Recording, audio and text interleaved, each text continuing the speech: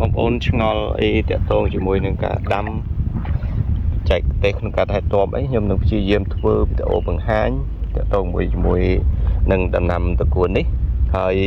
ជាពិសេសបើសិនជាបងប្អូនយកពូជទៅបងប្អូនអាចយកជីបំពន់ពីខាងខ្ញុំទៅបានដោយសារតែយើងអាចធ្វើជាលក្ខណៈកញ្ចប់ដើម្បីទី1បងប្អូនមានពូជត្រកួនហើយអត់ចេះដាំអត់ដឹងថាប្រើថ្នាំប្រើជីអីដើម្បីឲ្យវាត្រកួនស្អាតអញ្ចឹងបងប្អូនអាចយកជាកញ្ចប់ទៅទី1ចំណេញពេលវេលាបាទហើយការប្រើប្រាស់ចំគោលដៅយើងមិនពិបាករាវបាទមិនពិបាករាវការប្រើប្រាស់ទេបាទសួស្តីមិត្តភក្តិទាំងអស់គ្នាដែលនិយមតាមដាន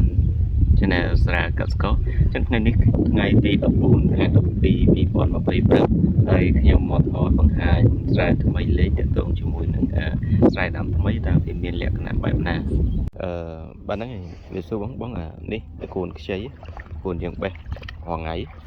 ឡូវខ្ញុំមកជូននឹងនៅស្រែស្អាតដងស្អាតអីនេះបេះគាត់ថាវាគាត់ដើមវាក្រហមស្លឹកមួយវាមមាញចុះបាទហើយអាហ្នឹងអាចកាត់ធ្វើពូជបានណាអរគុណបងអញ្ចឹងតកតងជាមួយនឹងត្រកួនដែលយើងដាំថ្មីណាបាទវាមានសភាពវាបែបនេះអានេះយើងដាំហ្នឹងបានតែជា2ខែដែរវាចេញផ្កាមួយទៅលើដើមចាស់ណាបាទទីតាំងដើមចាស់វាផ្កាប៉ុន្តែបងប្អូនឃើញត្រួយវាថ្មីបាទត្រួយដែលបោះចេញថ្មីពីដើមចាស់ហ្នឹងមកគឺវាមិនផ្កាទេបាទអានេះយើងឃើញជាក់ស្ដែងណាបាទនេះបងប្អូនឃើញនៅពេលដែលយើងកាត់ហើយវាមានដោបផ្កាខ្លះនៅផ្នែកបាទនេះនៅផ្នែកហ្នឹងវាមានដោបផ្កាប៉ុន្តែត្រួយថ្មីនៅតែចេញបាទហើយបងប្អូនមើលសភាពវាខែនេះពិបាកវាពិបាកថែបន្តិចដោយសារវា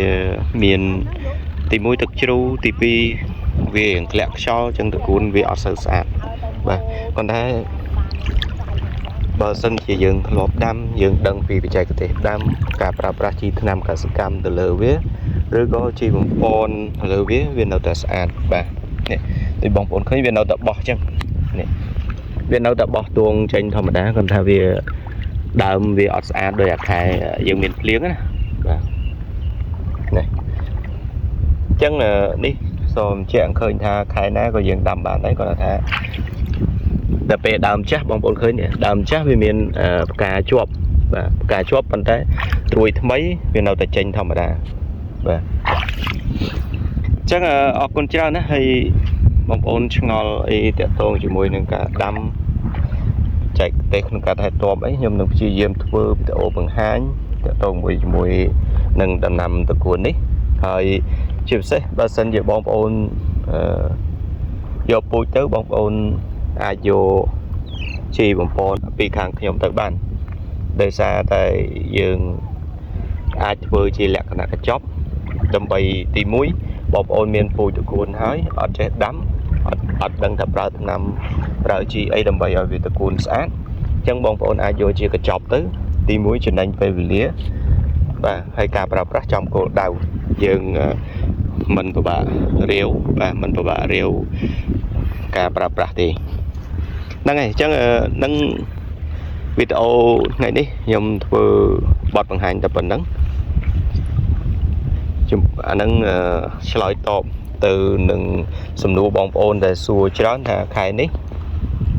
ត្រកួនដើមចាស់ផ្កាអញ្ចឹងតើយើងអាចដាំបានអត់បាទអញ្ចឹងយើងនៅតែដាំបានដូចគ្នាដែរសំខាន់ការថែទាំ